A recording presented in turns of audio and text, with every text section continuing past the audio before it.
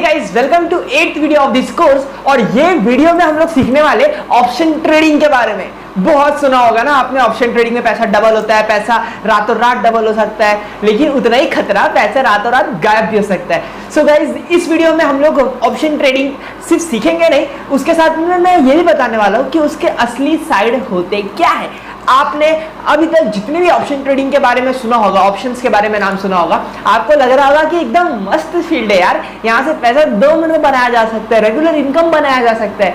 तो ये सारे फैक्ट्स है या मिथ है, सब कुछ बस्ट करेंगे ये वीडियो में, वो भी एक प्रॉपर लर्निंग के साथ। तो अगर आपको ऑप्शन ट्रेडिंग के बारे में कुछ भी नहीं पता है ना, तो ये वीडियो आपके लिए है। और इसमें मैं आपको एकदम बेसिक से सिखाने वाला हूँ कि भाई ये ऑप्शन ट्रेडिंग है क्या, इसकी जरूरत क्या पड़ी थी मार्केट को लाने के लिए। चलो वीडियो को स्टार्ट करते। हे गाइस, माय सेल्फ फिराम Yadav, youngest entrepreneurial speaker, signing in business best. Guys, अभी आप आ चुके हो मेरे स्क्रीन पे और यहाँ पे सामने लिखा हुआ है मैंने easiest practical stock market course from zero to hero. Guys, video number 8 है, वो है एवरीथिंग ऑफ ऑप्शन ट्रेडिंग। चलो बात करते हैं ऑप्शन ट्रेडिंग के बारे में। देखो, ऑप्शन ट्रेडिंग को ना, फ्यूचर एंड ऑप्शंस को हम लोग यूज करते थे लेवरेजिंग और हेजिंग के लिए। पहला जब निकला था ना, तो ये उसका पर्पस नहीं था कि आप ट्रेडिंग करके पैसा कमाओ, ये निकला था डेरिवेटिव। मतलब डेरिवेटिव क्या होता है, सपोज आप दही बना रहे हो, तो दही किससे बन रहा है, दूध से बन रहा है, तो दही हो गया दूध का डेरिवेटिव। वैसे ही फ्यूचर एंड ऑप्शंस ना एक बड़े बड़े कंपनी के स्टॉक्स का डेरिवेटिव है।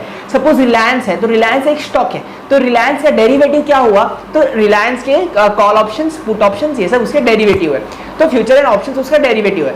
और ये फ्यूचर एंड ऑप्शंस क्यों निकाले थे, वो निकाले थे लेवरेजिंग और हेजिंग के लिए। अब लेवरेजिंग और हेजिंग क्या होता है, देखो लेवरेजिंग मतलब क्या होता है, आपके पास सपोज 1 लाख रुपए है ना, तो आप लेवरेज लेके, मतलब आप उधार पे पैसा लेके आप 10 लाख का ट्रेड मार सकते हो। तो इसको बोलते हैं लेवरेजिंग। मतलब आपके पास कम कैपिटल है, बट आप लेवरेज लेके आप बड़े कैपिटल पे ट्रेड मार सकते हो, तो ये होता है लेवरेजिंग। तो ये चीजों के लिए फॉर्म किया था। फिर सेकंड था कि हेजिंग के लिए फॉर्म किया था। हेजिंग मतलब क्या, सपोज आपने 10 लाख का पोर्टफोलियो बना रखा है, आपके पास 10 लाख का शेयर्स है, तो 10 लाख का शेयर्स, आपको डर है कि कहीं नीचे आ गया तो मुझे लॉस हो रहा है, तो अभी लॉस को प्रोटेक्ट करने के लिए क्या करोगे, तो लॉस को प्रोटेक्ट करने के लिए यहाँ पर कॉन्सेप्ट आता है फ्यूचर एंड ऑप्शंस।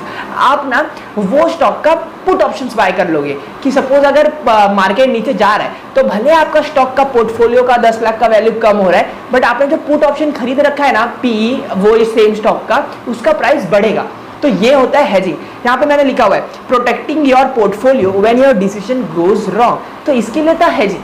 तो आपको लेवरेजिंग और हेजिंग का कॉन्सेप्ट समझ में आया ना? नहीं समझ में आया तो वीडियो को रिवाइंड करो और वापस से देखो। इतना इजी सिखाया ना, इससे इजी और कोई नहीं सिखा सकता, सॉरी। ये समझ में आया, तो आपको ये समझ में आ गया कि फ्यूचर एंड ऑप्शंस का अस्तित्व कैसे आया और क्यों आया।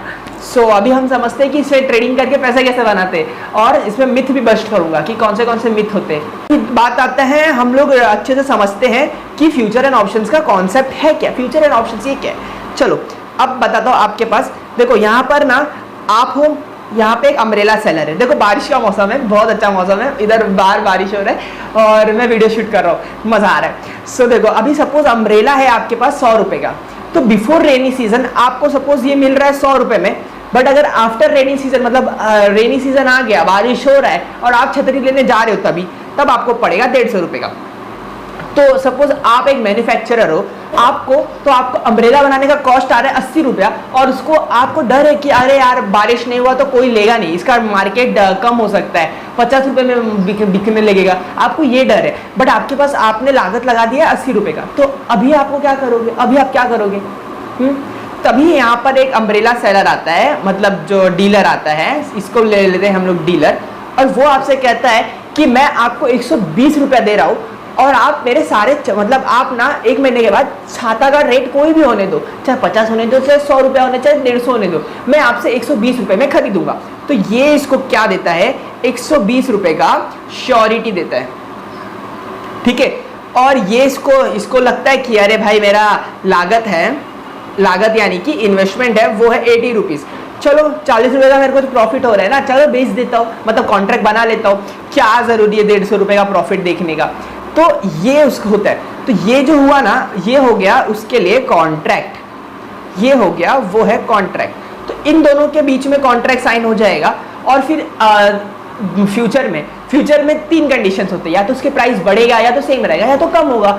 तो जो बढ़ेगा, अगर बढ़ेगा तो किसका लॉस हो रहा है? किसी का लॉस नहीं हो रहा है। यहाँ पे आप सपोज आप ये जो मैन्युफैक्चरर है, आप जो मैन्युफैक्चरर हो, सो इसको ना जो होने वाला प्रॉफिट था उसका मतलब वो प्रॉफिट नहीं होगा, बस उतना ही पता है। लेकिन इसने रिस्क लिया ना, डीलर ने रिस्क लिया, तो इसलिए उसको प्रॉफिट भी ज्यादा होगा। डीलर का छाता भी नहीं है, लेकिन उसने आपके छाते को 120 में खरीदा और मार्केट में 150 में बेचा। क्यों? क्योंकि प्राइस तब बढ़ गया था, बारिश हुआ, और सपोज बारिश नहीं हुआ, आराम से कोई छाता लेने नहीं आया और मार्केट का भाव गिर गया 50 रुपया, तो इसमें ना नुकसान वो डीलर का है, आपका नहीं है। क्यों? क्योंकि आपने 120 रुपए का ऑलरेडी डीलर को बेच दिया, कॉन्ट्रैक्ट साइन था ना, तो इसलिए उसको आपने फ्यूचर में मतलब जब बारिश आया 3 महीने के बाद बात हुआ था कॉन्ट्रैक्ट का, तो आपने वो टाइम पे उसको 120 में ही बेचा और इसने बेचारे ने 50 में मार्केट में बेचा, तो उसका लॉस हो गया।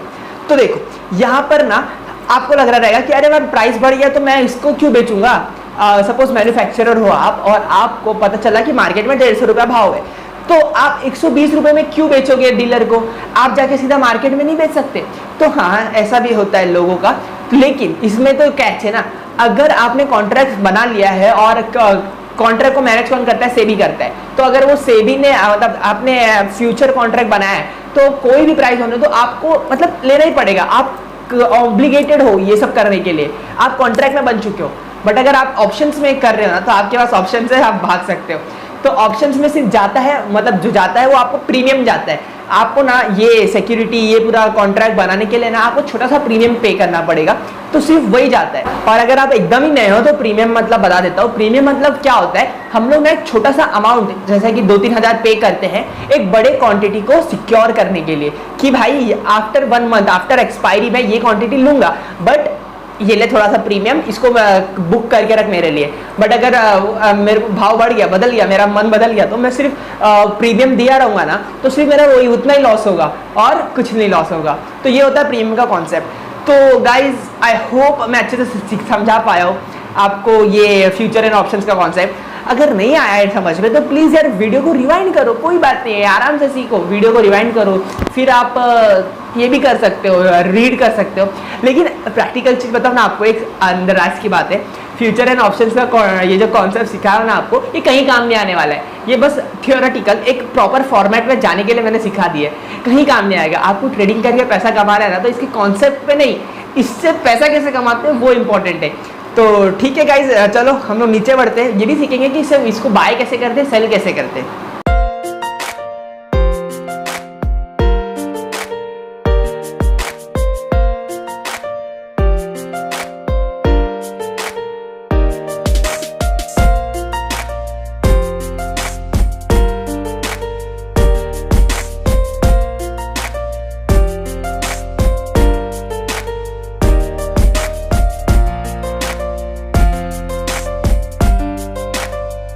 सो गाइस, अभी आपने देखा कि हम लोग फ्यूचर और ऑप्शंस को कैसे बाय कर सकते हैं, और इसका प्राइस ना हमेशा फ्लक्चुएट होता रहता है।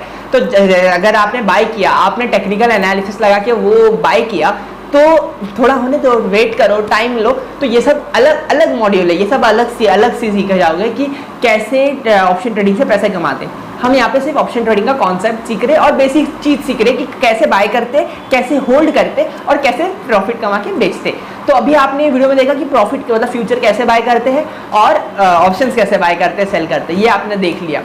सो मैं ये एंजल वन ब्रोकर यूज कर रहा हूँ, आप कोई और भी यूज कर सकते हैं, ज़ेरोधा वगैरह कोई भी। ओके, सो ये सीख लिया आपने। चलो एक कदम और आगे बढ़ते हैं, वो है option price is dependent on 5 parameters.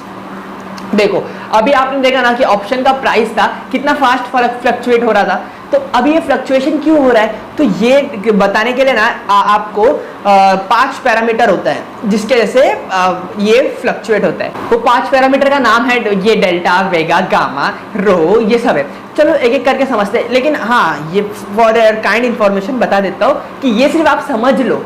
Okay, ये मार्केट में लगा के मतलब इससे पैसा नहीं बनेगा आपको, तो लेकिन आप समझे रहोगे ना तो आपके पास एक पकड़ रहेगा। ओके, सो इसलिए ना इससे ज़्यादा पैसा नहीं बनेगा ना, इससे पैसा नहीं बनेगा ना, तो इसको मैं फास्ट कवर करता हूँ। ठीक है, बात करते हैं in the money, at the money, out the money. In the money, at the money, out of the money, ये कॉन्सेप्ट समझाने के लिए ना मुझे आपको अपने ऑप्शन चेन के डेटा पे ले जाना पड़ेगा, अपने मतलब मार्केट के। तो ये देखो ये आ गए ऑप्शन चेंज के डेटा पे। आप गूगल पे टाइप करो ऑप्शन चेंज एनएससी डेटा तो आपको दिखेगा। देखो मार्केट चालू है और हम लोग यहाँ पे देखने वाले हैं कि in the money out the money और ये स्ट्राइक प्राइस होता क्या है। देखो जब मैं रिकॉर्ड कर रहा हूँ वीडियो तब मार्केट है 15,650 पे, ठीक है। तो ये स्ट्राइक प्राइस हुआ। अभी स्ट्राइक प्राइस क्या हुआ बाद में बात करेंगे। तो ये जो स्ट्राइक प्राइस पे और अभी हम लोग ये जो स्ट्राइक प्राइस है ना 650 मार्केट उस पे आने वाला है तो उसको बोलते हैं एट द मनी। यहाँ पर नाम आपका बस इतना समझ लो कि एट द मनी बोलते हैं, ठीक है। सो बात करते हैं आपका व्यू है कि आप बुलिश हो, मतलब आपको लगता है कि मार्केट ऊपर जाएगा और आपने कॉल ऑप्शन खरीदा। अब इसके रिस्पेक्टिव में बात करते हैं कॉल ऑप्शन में।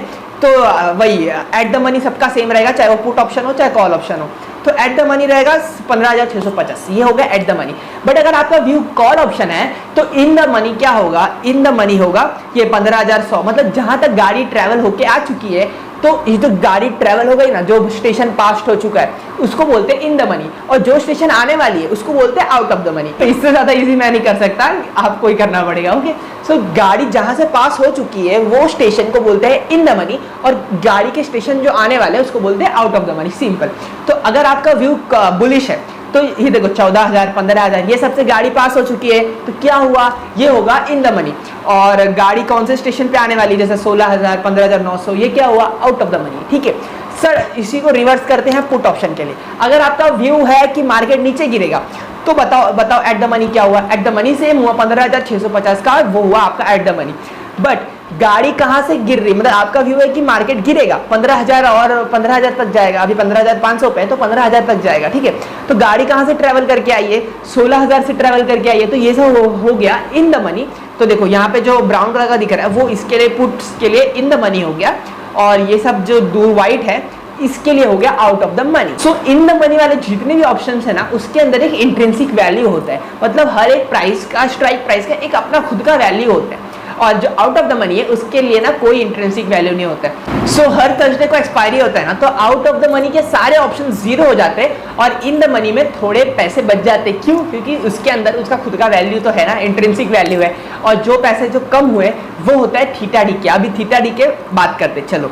तो ये था हमारा 5 पैरामीटर डिफाइन होता है। पहला आता है कि डेल्टा, ऑप्शन प्राइस ऊपर नीचे होता है, उसके लिए सबसे पहला रिस्पॉन्सिबल है ये डेल्टा। अभी डेल्टा क्या होता है, यहाँ पे लिखा हुआ है how much premium will increase if underline price moves. Suppose Nifty का हम लोग ऑप्शन ट्रेडिंग कर रहे हैं, तो निफ्टी मेन अंडरलाइंग एसेट्स क्या होता है, जिसके डेरिवेटिव है ये। तो हम लोग निफ्टी में अगर ऑप्शन ट्रेडिंग कर रहे हैं तो अगर निफ्टी ऊपर जाएगा ना तो डेरिवेटिव्स का भी भाव ऊपर जाएगा।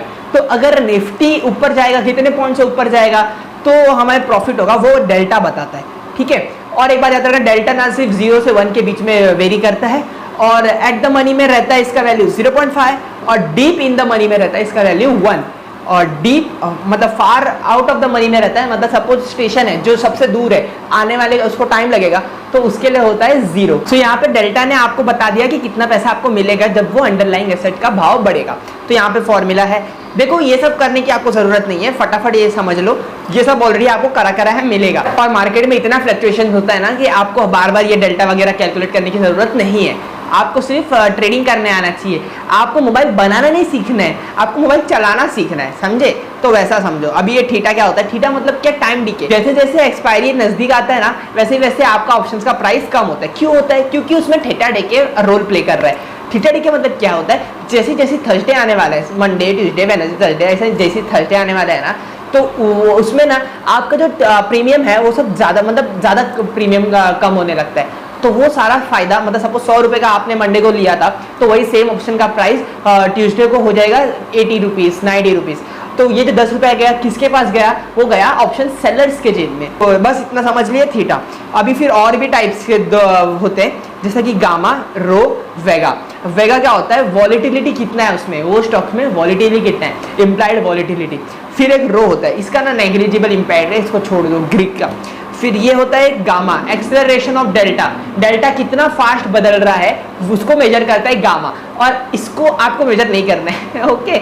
सो ठीक है, no need to remember this all, इसलिए मैंने इसको छोटे में कवर कर लिया। तो आपने ये वीडियो में क्या सीखा कि आपने ऑप्शंस कैसे बाय करते हैं, ऑप्शंस मतलब ऑप्शंस का फंडा क्या होता है और ऑप्शंस को क्यों निकाला गया था। तो आपने ये सब मेन चीज सीख लिया, और ऑप्शन से पैसे कैसे कमाते हैं वो भी आपने सीख चुके।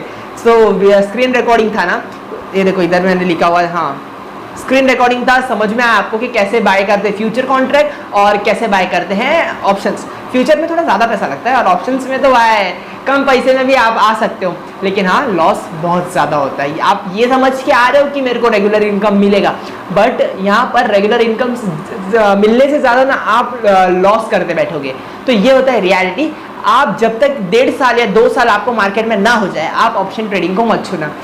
ये जो मेरा टिप है, मेरा गाइडेंस है, मैं आपको बता रहा हूँ। मेरे को मालूम है ना 100% लोग इसको फॉलो भी करने वाले। लोगों को चुल रहता है मार्केट में ऑप्शन ट्रेडिंग को ट्राई करने का। करना है करो, लेकिन छोटे कैपिटल से करना, ठीक है। और स्टार्टिंग में सिर्फ पैसा बनाने मत आना। आप स्टार्टिंग में आना कि मेरे सक्सेसफुल होने चाहिए ट्रेड्स। जो ट्रेड मैं ले रहा हूँ, कम ले रहा हूँ, समझे, ओवर ट्रेडिंग मत करना, कम ले रहा हूँ, लेकिन जो भी ले रहा हूँ वो मेरे ट्रेड सक्सेसफुल होने चाहिए, ये व्यू से आना। सो चलो गाइस, इस वीडियो के लास्ट पार्ट में आ गए, वो है टर्म्स यू मस्ट नो। देखो कुछ टर्म्स है जो कि आपको बता देता हूँ, और अगर आप नए हो तो ये सब आपको पता होना चाहिए। देखो पहला होता है कॉल ऑप्शन। कॉल ऑप्शन क्या है? सीई होता है when we feel that option price will go up. जब हम लोग को लगता है कि निफ्टी है या रिलायंस है या तो क्या विप्रो है, तो ये जो अंडरलाइंग एसेट्स है इसके स्टॉक प्राइस ऊपर जाने वाले, तो हम लोग इसका बाय कर लेते हैं कॉल ऑप्शन। कॉल ऑप्शन क्या होता है? सी। तो ये प्रीमियम बाय कर लेंगे। सेम वैसे ही पुट ऑप्शन होता है। पुट ऑप्शन क्या होता है? जब आपको लगता है कि इसका स्टॉक का प्राइस नीचे जाएगा, पीई, ठीक है। Call option, put option. अब आता है ओपन इंटरेस्ट। ओपन इंटरेस्ट मतलब क्या होता है? वो कॉन्ट्रैक्ट में, मतलब सपोज आपने 15,900 का कॉल ऑप्शन बाय कर रखा है, आपको लग रहा है कि मार्केट ऊपर जाएगा, तो 15,900 के ऊपर कितना ट्रेडिंग हो रहा है उसका ओपन इंटरेस्ट देखा जाएगा। और ओपन इंटरेस्ट क्या बताता है कि कितने नंबर ऑफ कॉन्ट्रैक्ट्स ओपन है, कितने लोग उधर बाय सेल कर रहे हैं, तो ये दिखाते हैं ओपन इंटरेस्ट। फिर बात करते हैं प्रीमियम के ऊपर। प्रीमियम क्या होता है? मैंने वीडियो में बता चुका हूँ। अमाउंट यू पे टू बाय कॉल और पुट ऑप्शन। बस आपको ना कुछ पैसा पे करना पड़ेगा आपको कॉल या पुट ऑप्शन बाय करने के लिए, और उसी को प्रीमियम बोलते हैं, ठीक है। और अगर आपने थर्सडे तक नहीं बेचा तो वो ऑटोमेटिकली जीरो हो जाएगा। तो ये होता है आपका loss, maximum loss in option trading. फिर आता है स्ट्राइक प्राइस। अभी स्ट्राइक प्राइस मैंने बताया था ना 16,500 का मार्केट आने वाला है, जस्ट आने वाले, तो उसको बोलते हैं स्ट्राइक प्राइस। ये बोलते हैं pre decided price at which the assets can be bought और सोल्ड। अभी एट प्रेजेंट कौन से स्ट्राइक प्राइस पे वो जो अंडरलाइंग एसेट है बेच सकते हैं हम या तो खरीद सकते हैं, तो इसको बोलते हैं स्ट्राइक प्राइस। फिर आता है लॉट साइज। लॉट साइज मतलब क्या?